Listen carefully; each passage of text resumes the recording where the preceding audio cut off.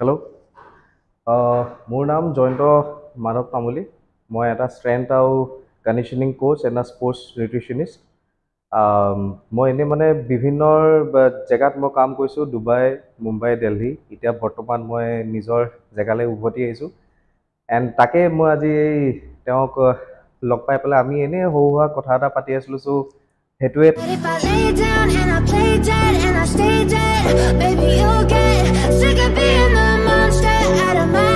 নমস্কাৰ, মই ৰফিক। আপোনালোকে চাই আছে নবুল মুড। বিভিন্ন সময়ত বিভিন্নটা ফিটনেছ চেণ্টাৰত বিভিন্নজনৰ সৈতে লগো পাওঁ, গতিকে বহুত কথাই আমাৰ আলোচনা হয়, কিন্তু আলোচনাবোৰ অকল আমাৰ মাজতে সীমাবদ্ধ হৈ থাকে। আজি ভাবিলোঁ আলোচনাখিনি আমাৰ দৰ্শকসকলৰ মাজতো প্ৰেৰণ কৰিবলৈ চেষ্টা কৰিছোঁ। যিসকলে নাজানে তেওঁলোকৰ বাবে নিশ্চয় উপকৃত হ'ব। সেইভাবে আজি এই আলোচনাটো কৰিছোঁ। আজি আমাৰ লগত আছে sports nutritionist Jayanta Madhav Tamuli. Hello'. আচ্ছা জয়ন্ত, এনেকুৱা হয় আমিতো খানাটো খাওঁৱেই, চবেই খানা খায়েই, তাতো আমাৰ নিউট্ৰিশ্যনটো পায়েই। তাৰ পাছতো আজিৰ তাৰিখত যে দেখিবলৈ পোৱা যায় ল'ৰাবোৰে যে এইটো আমি পিছফালে যিকেইটা আমি দেখি আছোঁ যে ডাঙৰ ডাঙৰ এনেকুৱা বস্তু থাকে, এক্সাৰচাইজ কৰা ল'ৰাবোৰ মই মেক্সিমাম দেখোঁ মানে খায়েই। কাৰণ আমি ঘৰটো খানা খাওঁৱেই, আকৌ এক্সট্ৰা প্ৰটিন বা এক্সট্ৰা এনেকুৱা ল'বলগীয়া হয় নেকি বাৰু? চ' সেইখিনি এজ আ মিনছ মানে নিউট্ৰিশ্যন ইয়া এজ আ লেমেন টাৰ্মতে আপোনাক মই বুজাই দিছোঁ। আমি এতিয়া যোনখিনি আমি এতিয়া বস্তুটো খাওঁ, আমাৰ ঘৰৰ খাদ্য, আমাৰ অসমৰ খাদ্য বহুত ভাল, কিন্তু আমাৰ অসমীয়া খাদ্য মিনছ মানে যদি আমি কওঁ প্ৰায়ভাগ এইটো মানে কাৰ্বহাইড্ৰেটছ আমাৰ ইয়াত বহুত থাকে। কাৰ্বছ ইন চেন্স আমিতো ভাত খাই পেলাই ভাল পাওঁ। এতিয়া আগৰ দিনত সেইখিনি আছিলে যে আমাৰ ককা আইতাই আমাৰ যিমানখিনি ভাতখিনি খায় সেইখিনি কৰি পেলাই এটা ফিজিকেল এক্টিভিটিছ বহুত ডাঙৰকৈ কৰিছিলে, খেতি কৰিছিলে, ইয়াৰ নিজৰ ঘৰৰে কাম ভালখিনি কৰিছিলে। চ' তেতিয়া তাৰ এবজৰ্পশ্যনটো ভাল আছিলে। যিহেতু আজিকালি একচুৱেলি মানে ইমান চিডেণ্টেৰী লাইফষ্টাইল এটা হৈ গ'ল, আৰু এতিয়া আপোনাক যদি মই কওঁ নৰ্মেল অফিচ গ'য়াৰ্ছো হৈ গ'ল, ইয়া আপোনাৰ চিলড্ৰেনছ হৈ গ'ল, সিহঁতি অল খালি স্কুল যায়, স্কুল গৈ পেলাই আপোনাৰ জিমখিনি কৰে। আৰু অফিচ গৈ যোনবিলাক চিডেণ্টেৰী লাইফষ্টাইল, চিডেণ্টেৰীখিনি সিহঁতি গৈ পেলাই অফিচত গৈ পেলাই অল খালি বহে, অফিচৰ কাম কৰে, ফিজিকেল এক্টিভিটিছ ইমান নাই।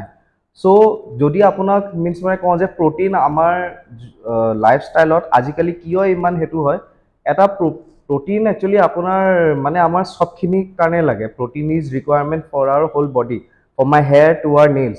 কিন্তু সেইখিনিত একচুৱেলি আমি যেতিয়া জিম যাওঁ, জিমত যেতিয়া আমাৰ মাছল ব্ৰেকডাউন হয়, এতিয়া প্ৰটিন এটা এনেকুৱা বস্তু সেইটো মানে মাছল ব্ৰেকডাউনটো সিহঁতি মানে ঠিক কৰে, লেমেন টাৰ্মত ক'লে। আৰু এজ এ হোল এটা প্ৰটিন ছাপ্লিমেণ্ট এটা ল'লে সেইটো আপোনাৰ ইজিলি ডাইজেষ্টেবলো হয়। কাৰোবাক যদি আমি কওঁ যে তেওঁলোকক ফেট লছ কৰিব লাগে, ইয়াৰ ৱেইট লছ কৰিব লাগে, মেইনলি ফেট লছক যদি এটা মই কওঁ যে আপোনালোকে ইমানখিনি খানাত আপুনি গ্ৰামছ অফ প্ৰটিন পাব, কিন্তু সেইটো এতিয়া ইমানখিনি খানা আমি মানে তেওঁলোকক আমি দিব নোৱাৰোঁ। তেতিয়া এই প্ৰটিন ছাপ্লিমেণ্টটো এইটো মানে আমি সেয়া কৰোঁ যে আপোনালোকে সেইটো লওক, এণ্ড তাৰ বিনিময়ত আপুনি ফিজিকেল এক্টিভিটিছো আপুনি সেনেকৈ হ'ব লাগে।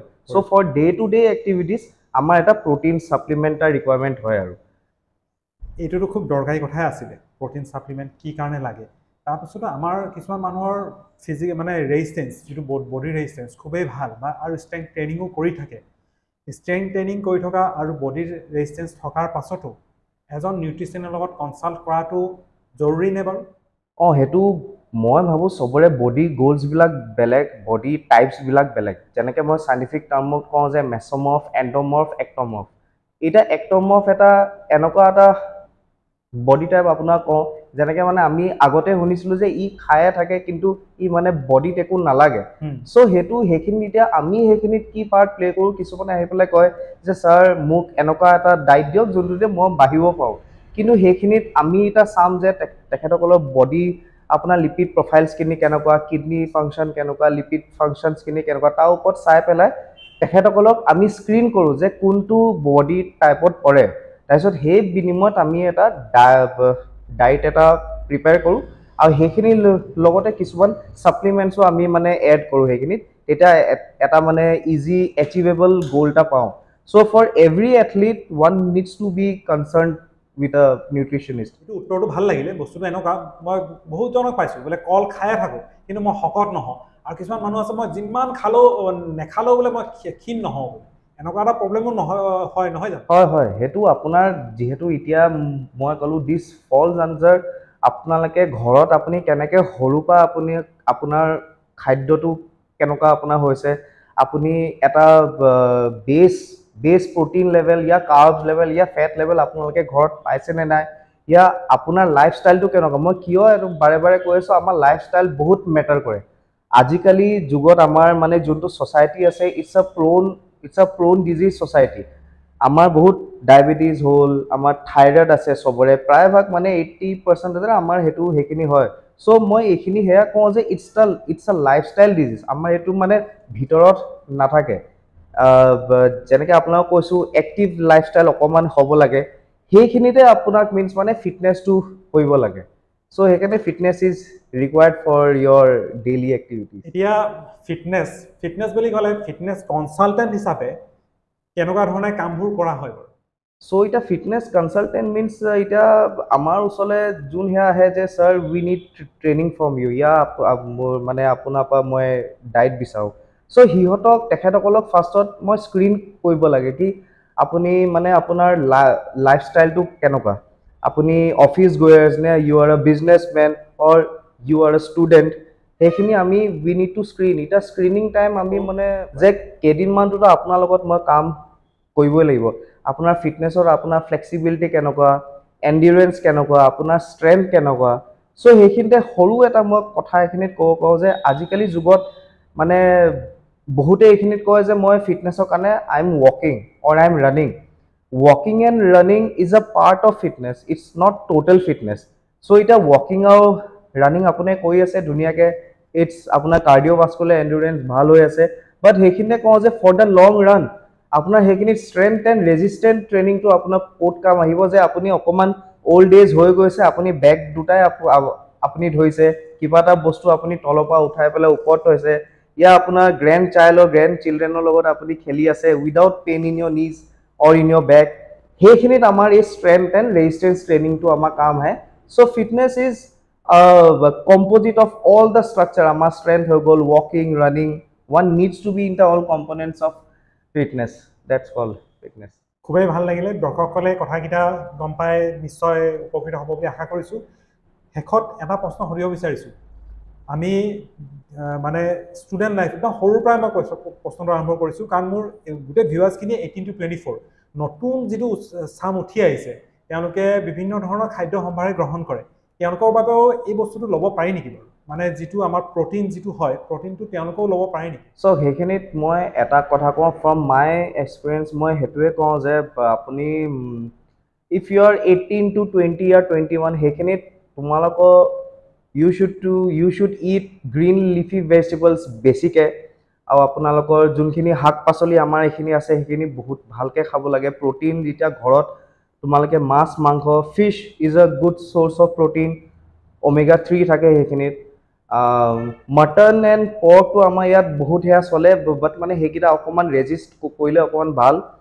এণ্ড মই সেইটোৱে কওঁ যে এগছ, ইউ শ্বুড ইট এগছ, সেইখিনি এটা মানে ভাল চ'ৰ্চ অফ প্ৰটিন। বাট আজিকালি যুগত মিনছ মানে কিছুমানে বহুত এই ফিটনেছ লাইনটো ইয়াৰ ফিটনেছতে হওক কম্পনেণ্টছ আছে, যেনেকৈ কোনোবা পাৱাৰ লিফটিং খেলে, বডি বিল্ডিং খেলে, কোনোবাই ক্ৰছফিট খেলে। চ' সেইখিনিত একচুৱেলি ডে টু ডে লাইফৰ পৰা আমি মানে সিমান জাতীয় প্ৰটিনটো নাপাওঁ। যদি কোনোবাই প্ৰফেচনেলি সেইখিনি কৰিব যায় তেতিয়াহ'লে আমাৰ প্ৰটিন, ওমেগা 3, লিভাৰ ডিটক্স সেইখিনি আমি মানে খাব লাগে। আমাৰ ইয়াত মানে কিছুমানে লিভাৰ আমাৰ ছাপ্লিমেণ্টছখিনি আপোনালোকে খাব লাগে, ওমেগা 3। চ' সেইটোৱে ডেটছ ৰিকুৱাৰ্ড। সকলো বস্তুৰে এটা ছাইড এফেক্ট থাকে। এতিয়া ছাইড এফেক্ট বুলি ক'লে ডক্টৰবোৰে কয় পানীৰ বাহিৰে বাকী সকলোৰে ছাইড এফেক্ট থাকে। সেই ক্ষেত্ৰত এনেকুৱা প্ৰটিন পাউডাৰবোৰে কিবা ছাইড এফেক্ট বা কিবা এফেক্ট কৰিব পাৰে নেকি বডিত? সেইখিনিত মই কওঁ যে excess of everything is bad in any sense. এতিয়া আপোনালোকে সেইকাৰণে সেইখিনি এতিয়া আমি স্পৰ্টছ নিউট্ৰিচনিষ্টবিলাক ইয়া এনি নিউট্ৰিচনিষ্ট আমি কাম আহোঁ। এতিয়া আমি কাৰোবাক এতিয়া তেখেতসকলে আমাক ক'ব যে আমি কিবা এটা আমি ইমান ৰিকুৱাৰমেণ্ট আমাক লাগে ডে টু ডে, তেতিয়া আমি মানে উই উইল ছাজেষ্ট যে আপোনালোকে কিমান গ্ৰামছ অফ প্ৰটিন আপোনালোকে পাৰ ডে খাব লাগে। এনে চিম্পলি যদি এজ এ চাইণ্টিফিক হেল্প কওঁ, কোনোবা যদি 75 kg থাকে, চ' 60 to 65 grams of protein per day লাগে, যোনটো আমি বহুতবিলাকে ঘৰৰ মানে খানা পা নাপাওঁ। তেতিয়া আমি মানে সৰু এটা মানে প্ৰটিন ছাপ্লিমেণ্ট এটা ল'ব পাৰি।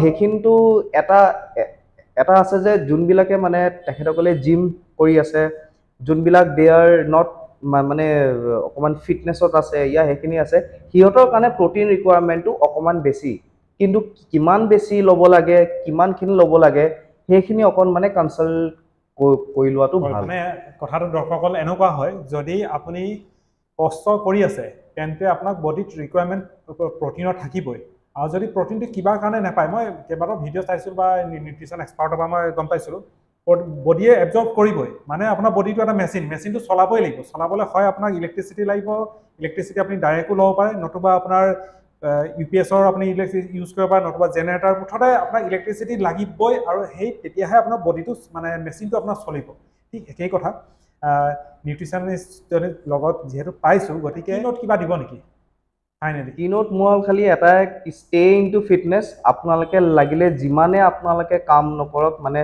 কিছুমানে মোৰ ওচৰলৈ আহে যে মই 7টা বজাৰ পৰা কাম কৰোঁ 6টালৈকে কাম কৰোঁ তাৰপিছত মোক ভাগৰ লাগে আপোনালোকে just adapt yourself to stay into fitness give at least 1 hour এঘণ্টা আপুনি দিয়ক নিজৰ হেল্থ কমফৰ্ট যোনটো আমি কওঁ এঘণ্টা আপুনি দিয়ক and you will get wonders of results and আপোনালোকৰ সেইটো আপোনালোকে কয় ন আপোনালোকৰ যদি হেল্থ ভাল আছে আপোনালোকৰ মাইণ্ডছেটটো ভাল আছে আপোনালোকৰ ফেমিলিৰ লগতো it will B a good impact A healthy mind in a healthy body is the source of happiness. With this keynote, আজি ভিডিঅ'টো ইমানতে সামৰিছোঁ আমাৰ আজি এই ব্লগটো চাই আপোনালোকে কেনেকুৱা পালে কিমান সমল আমি দিব পাৰিলোঁ নাজানো কিন্তু যথেষ্টখিনি আমি দিবলৈ চেষ্টা কৰিলোঁ আমাৰ এই ভিডিঅ'টো চাই কেনেকুৱা পালে কমেণ্ট কৰিবলৈ নাপাহৰিব নমস্কাৰ থেংক ইউ